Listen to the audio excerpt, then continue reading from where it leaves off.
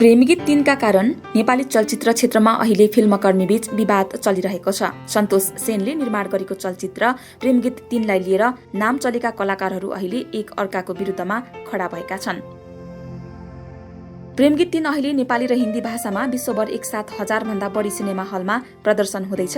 नेपालमा समेत हिन्दी भाषामा डब भएको प्रेमगीत 3 रिलिज हुने भएपछि यसलाई लिएर नाम चलेका निर्माता कलाकारहरू सार्वजनिक बहसमा उत्रिएका छन्। यस चलचित्रको हिन्दी डबलाई विदेशी चलचित्र झै कर लगाउन पर्ने चलचित्र निर्माता संघको माग छ। त्यस्तै निर्माता पक्षको भने हिन्दी डबलाई नेपाली चलचित्र नै मानेर कर छुटाउनु पर्ने माग छ। कोही कलाकारले यसलाई नेपाली चलचित्र नै मानेर कर छुट गर्नुपर्छ भन्ने पक्षमा छन् त कोही विपक्षमा। भुवन केसीको अध्यक्षतामा रहेको चलचित्र विकास बोर्डले प्रेमगीत 3 हिन्दी भाषामा रिलिज भए नेपाली चलचित्र सरह कर बुझाउनु पर्ने भन्दै सूचना जारी गरेको थियो। उक्त सूचना जारी भएपछि चलचित्रका निर्माता एवं निर्देशक सन्तोष सेन, अभिनेता प्रदीप खड्का लगायतका निर्माण पक्ष आक्रोशित बन्न पुगे। त्यसपछि चलचित्र निर्माण पक्षले सार्वजनिक रूपमै विकास बोर्डका अध्यक्ष भुवन केसीको राजीनामा माग गरे। उनीहरूले चलचित्र विकास बोर्डले नेपाली चलचित्रको बजार खुम्च्याउन लागि परेको आरोप लगाएका छन्।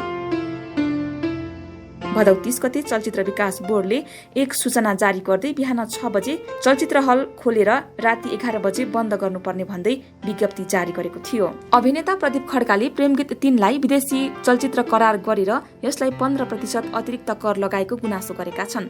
प्रेमगीत 3 लाई हिन्दी भाषामा डब गर्दैमा चलचित्र हिन्दी नहुने उनको भनाइ छ। प्रदीप खड्काले आफ्नो चलचित्र लाग्ने समयमा 8:30 बजेसम्मको मात्र सो दिएको गुनासो गर्दै सो बढाउनु पर्छ भनी माग राखेका थिए। त्यस्तै निर्माता एवं निर्देशक सन्तोष सेनले बोर्डका अध्यक्ष भुवन केसीले विकास बोर्डले आफ्नो कार्य समितिमा छलफल गरेर सञ्चार मन्त्रालय पठाउनु पर्नेमा आफ्ना आसेपासेलाई बोलाएर सल्लाह लिएको बताए।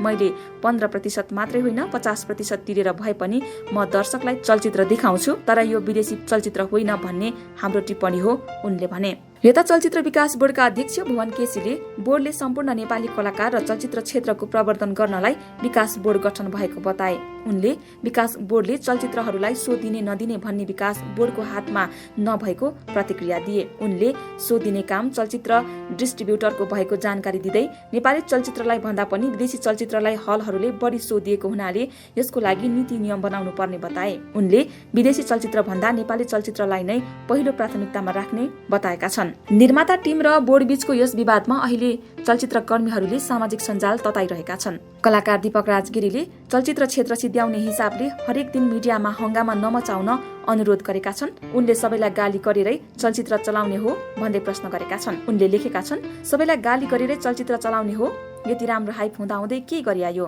आफ्ना मान्छे लगाएर सामान्य दर्शकलाई पनि उचालेर उद्योगका मान्छेलाई गाली गर्न लगाएर सबैलाई सिद्ध्याउने हो, त्यसपछि उद्योग सकिदिने अनि आफू मात्रै राज गर्ने हो? घर नै नरहे कहाँ बस्छौ साथी? जे गर्यौ महान काम गर्यौ, तर हिन्दी भाषाकोमा नियम अनुसार कर तिर, बरु राम्रो कामको लागि नेपाली भाषाको चलचित्रमा एक्स्ट्रा छुट माग, सकिगो त।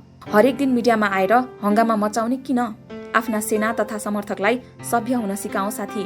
तपाईको चलचित्र चल्दा हामी कसैको बेफाइदा छैन। तपाईको बजार बढ्दा भोलि मैले पनि कमाउनु बाटो खुल्छ, फाइदा नै छ। सकिन्छ प्रत्यक्ष भेटेर बहस गरौँ, होइन भने एकले अर्कोलाई नसकौं।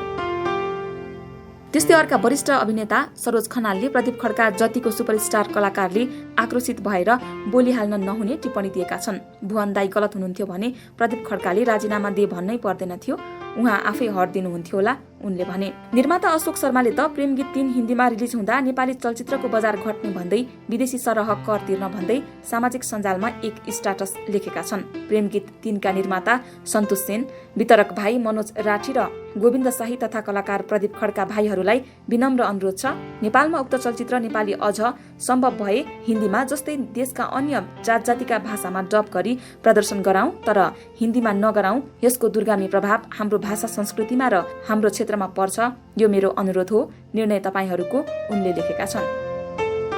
उनलाई सपोर्ट गर्दै सरोज खनाल, दीपक राज गिरीले समेत विदेशी चलचित्र सरह कर तिर्नुपर्ने, प्रेमगीत 3 लाई कर छुट दिन नहुने भन्दै लबिङ गरेपछि निर्माता सन्तोष सेन आक्रोशित भएका छन्। चलचित्र निर्माता संघका पूर्व अध्यक्ष आकाश अधिकारी, अभिनेत्री करिश्मा मानन्दर लगायत अरू पनि प्रेमगीत 3 को पक्षमा उभिएका छन्। अभिनेत्री करिश्मा मानन्दरले आफ्नो सामाजिक सञ्जालमा लेखेकी छन्, भाषा एउटा माध्यम हो, भारतका मान्छेले नेपाली भाषा बुझ्दैनन्, ठिक छ, तपाईको विधानमा या नियममा त्यस्तै प्रावधान होला, विदेशी भाषिक चलचित्रलाई निश्चित प्रतिशत कर लगाउनुहोस्, तर त्यत्रो लगानी भएको चलचित्रलाई तोकेको समयमै चलचित्र हलमा लगाउनको लागि सघाउनु पर्दैन। यदि प्रेमगीत 3 स्तरीय बनेको छ, नेपालकै सुन्दर र दृश्यहरू समेटिएको छ भने चलचित्रलाई अंग्रेजी, चाइनिज, इटालियन, जापानिज, कोरियन लगायत विभिन्न भाषामा पनि देखाउनुपर्छ। यसमा विकास बोर्डले सहुलियत लगानी गर्नुपर्छ, उनले लेखेकी छन्। प्रेमगीत 3 को विश्वव्यापी प्रचार र रिलिजले भोलि नेपाली चलचित्रको बजार प्रवर्धन गर्न भन्दै विकास बोर्डले निश्चित कर छुट दिएर चलचित्र चलाउन दिनुपर्ने उनीहरूको माग छ।